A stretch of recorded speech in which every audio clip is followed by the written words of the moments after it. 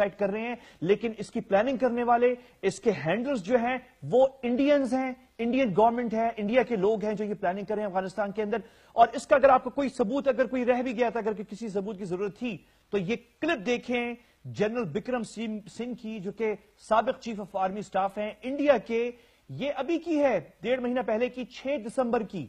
6 दिसंबर में नई दिल्ली में एक कॉन्फ्रेंस में उन्होंने क्या बात की, उन्होंने जो अभी हो रहा है पाकिस्तान में उसकी एक तरह से पेशिंग गोई कर दी। देखिए क्या कहा। हमें जो उनका जो सेंटर ऑफ ग्रेविटी है, जो मुरीदके के अंदर उनके हेडक्वार्टर्स हैं लश्कर तोयबा के, भावलपुर के अंदर है जैश मोहम्मद के, वहां पे हमें उन्हें ठोकना है। और ठोकना कैसे है, हमें जरूरी नहीं हम खुद करें, पाकिस्तान के अंदर बहुत लोग मिल जाएंगे जो कि पैसे के लिए काम कर देंगे। और हमें ये कैपेबिलिटी तैयार करनी है, एसिमेट्रिक कैपेबिलिटी तैयार करनी है। तो unless we do that, you have to cut, लोहे को लोहा काटता है।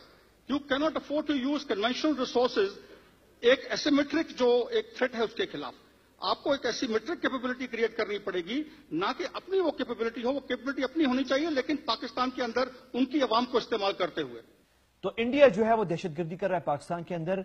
क्या ठिकानों पे बमबारी करना अफगानिस्तान के अंदर काफी होगा? बिल्कुल काफी नहीं है। हम अपील करते हैं इस वक्त वजीर आजम पाकिस्तान से, अपील करते हैं जनाब नवाज शरीफ साहब से कि मजीद इकदाम